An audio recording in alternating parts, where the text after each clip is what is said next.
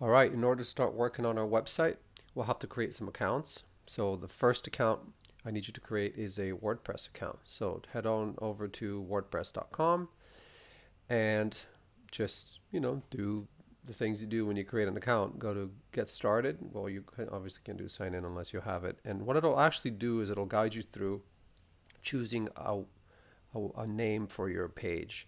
Um, Here, I would recommend that you take the opportunity to create a page that you will actually use.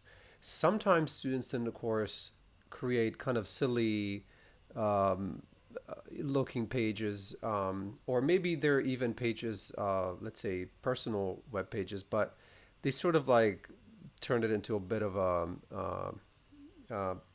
I don't know, not such a serious activity, if you will.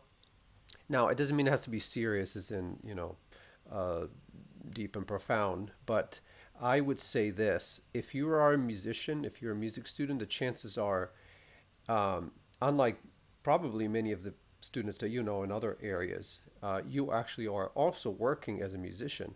And that means teaching, let's say, piano lesson or voice lessons, any of those things, playing gigs on the weekend or playing weddings or playing professional concerts, doing whatever it is that you do. Maybe you have a side project that you're quite proud of. Maybe you do, something that's music, that is kind of loosely connected to what you're studying at FIU, but it is something you want to showcase. So I would say think this through rather than just kind of rushing into choosing a random name and then just kind of slapping some videos onto the page. I'll talk a little bit more about that later, but I really want this to be something that's meaningful and useful. So if you are somebody that teaches lessons, I would say, and you don't have a page, make this like your web portfolio so that when somebody tells you, hey, I'm interested in taking lessons, you can send them a link and you can say, well, here's where you can find out some more information about who I am and what I've done. So, uh, you know, maybe pictures of you teaching, maybe videos of you teaching, maybe recordings of you playing. Um, I'm almost honestly kind of amazed to see how many music students go through almost an entire degree in music and not have a single recording that they can share. That's just crazy to me because you can record yourself using a phone. There really are no excuses. So you should, if you're a music student and you may be a junior or something and you don't have any videos of you, it's time to make some videos of you playing because I don't care if you're even a music minor. Surely you can play well enough that you can make a couple of videos of you, even playing something simple, just something that will show potential employers that you are competent. And if you, you can also have, again, videos of you just teaching a lesson. I mean, that's a great idea. Maybe do a little snippet. Here's a lesson on, here's how I teach my students how to hold the bow, whatever it might be. So think this through. Now, if you create a site and initially and then you decide you don't like it, you can always create another one and you can delete it. So it's not a huge deal. But I do invite you to take this uh, project a bit more seriously than, uh, well, not more seriously, but seriously. How about that? Okay. Anyway, moving on. So once you've created after my long lecture, once you've created your WordPress account, which I'm not going to go through because I already have one and it's really very straightforward, I will also need you to go to SoundCloud and I will need you to create an account there as well. I also have an account here, but if I obviously log out somewhere, sign out, then it'll guide me through this process. If I say create account, it'll do the usual thing that you do. So create a SoundCloud account. So why SoundCloud account? SoundCloud is a great place to host audio files. So many people I know use SoundCloud as a sort of again, it's almost like a portfolio of sorts. Let me sign in. Um, so I can show you. So this is my SoundCloud page. So I have several tracks on here.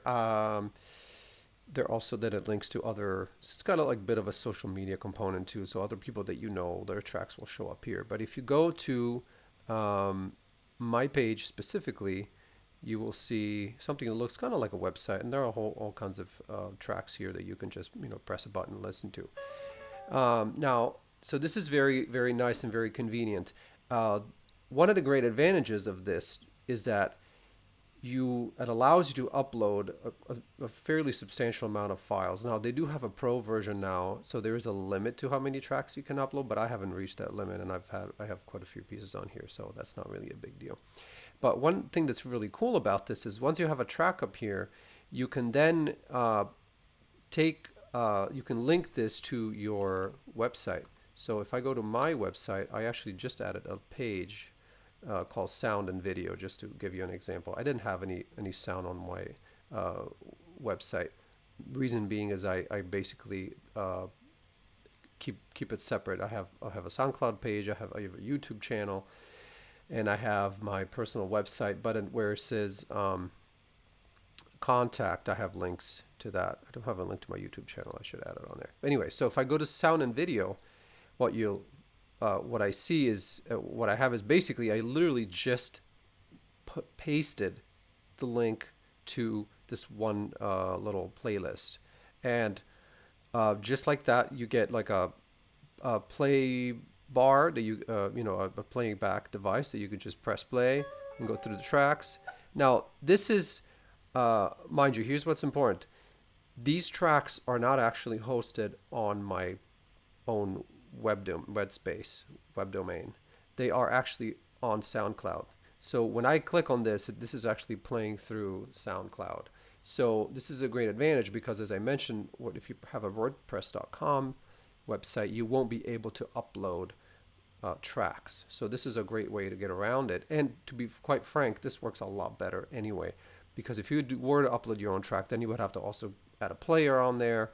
So this is nice because then it keeps track of how many times people have listened to it, people have liked it. So it's all kind of connected. You can do the same thing, by the way, with YouTube videos. So this is a YouTube video. I do this sometimes. I'll create a score for a piece, and then I'll make a recording, and then on YouTube I'll put like a score that plays back. It's like an audio visual score. So there's a score so that people have something to look at, and then there's also a recording. So this is, again, also just a YouTube link to a YouTube video that's just pasted onto the WordPress page, and it just creates a whole frame. But again, if you view this, it'll count it as a view on YouTube, for those of you that are interested in those kinds of things.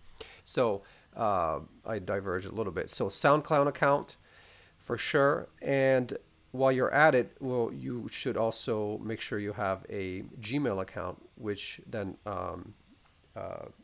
essentially is like saying you also have a YouTube account, because Gmail owns YouTube. So I'm assuming you have a Gmail account. I believe all FIU accounts are Gmail accounts, for students at least. So that's about it. See you in the next video.